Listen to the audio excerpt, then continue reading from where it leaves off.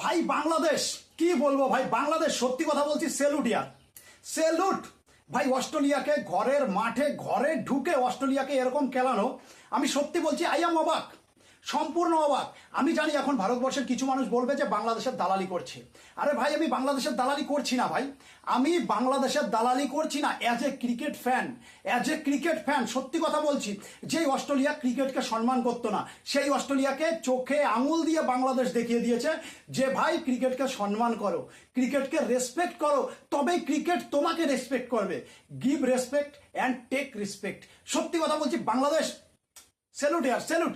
যেই অস্ট্রেলিয়া বাংলাদেশকে সম্মান করতো না, বাংলাদেশের ক্রিকেট টিমকে কোনো টিমই মনে করতো না, সেই ছোট্ট ক্রিকেট টিমটাই আজকে অস্ট্রেলিয়াকে তার অকাত দেখিয়ে দিয়েছে। হাঁটু গেড়ে বসতে বাধ্য করেছে অস্ট্রেলিয়াকে, হাঁটু গেড়ে বসতে বাধ্য করেছে। 228 রানের লিড দিয়েছে। কনফার্ম জিত বাংলাদেশের, কেউ ঠেকাতে পারবে না ভাই। থ্যাংক ইউ ভাই তানজিদ হাসান। সত্যি কথা বলছি, মানে কি বলবো, এটা অবাক করার বিষয়। তানজিদ হাসান ভাই 8টা 4 1টা 6 আর 6টা যা মেরেছে ভাই, সত্যি বলবো অসাধারণ, অমায়িক, অভূতপূর্ব, বিউটিফুল, সুপার হিট ভাই, কিচ্ছু বলার নেই। বাংলাদেশকে শুধু আমি একটা কথাই বলবো, এই রেঞ্জটা চালিয়ে যাও ভাই। এবার বিশ্বকাপে দুর্দান্ত একটা পারফরমেন্স তোমাদের দেখতে পাবো 2027-এ, এটা আমি আশা করি। দেখো ভাই, অ্যাজ এ ক্রিকেট ফ্যান অবশ্যই যে ভালো খেলবে তাকে ভালো বলতে হবে, সাফ কথা, যে ভালো খেলবে। আর এখন যদি বাংলাদেশ অস্ট্রেলিয়াকে ঘরের মাঠে হারিয়ে দেয়, তাহলে বাংলাদেশের ক্রিকেটের লেভেলটা কোথায় যাবে জানো? এইখান থেকে এইখানে একদম টপ লেভেলে চলে যাবে বাংলাদেশ, টপ লেভেলে। ভাই নাজমুল হোসেন শান্ত সুপার হিট ভাই, সুপার হিট, কি মানে অমায়িক, কিছু বলার নেই। 84 রান, এই রানটাই সাকিব আল হাসানও করেছিল।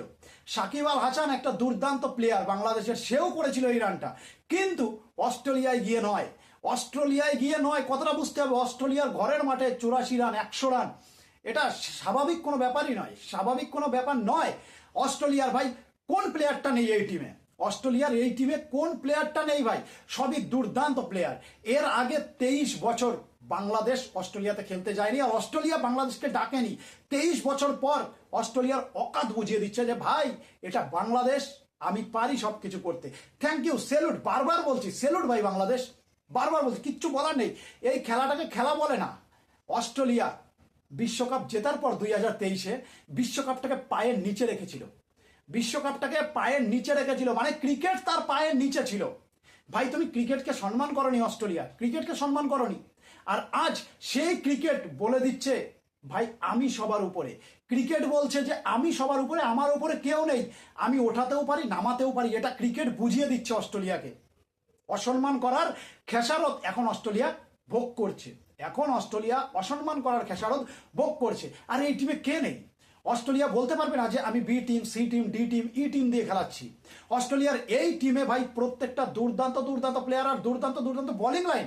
Mitchell Starc, Pat Cummins, Hazlewood, আরে ভাই এরা কি বলার? আদৌ বলার? এরা তো ভাই তুফান এক একটা। ব্যাটিং ট্রাভিস হেড, স্মিথ, আরে বাপরে বাপ, মানে কিছু বলার নেই ভাই। আর সেই অস্ট্রেলিয়াকে 198 রানে অল আউট করার পরে নিজেরা 228 রান লিড দেওয়া, মানে অস্ট্রেলিয়ার ঘরে ঢুকে দুর্দান্ত একটা ব্যাপার। তো বাংলাদেশকে আমি একটা কথাই বলবো, এই রেঞ্জটা যেন বজায় থাকে, বাংলাদেশ ক্রিকেট টিমের এই রেঞ্জটা যেন বজায় থাকে।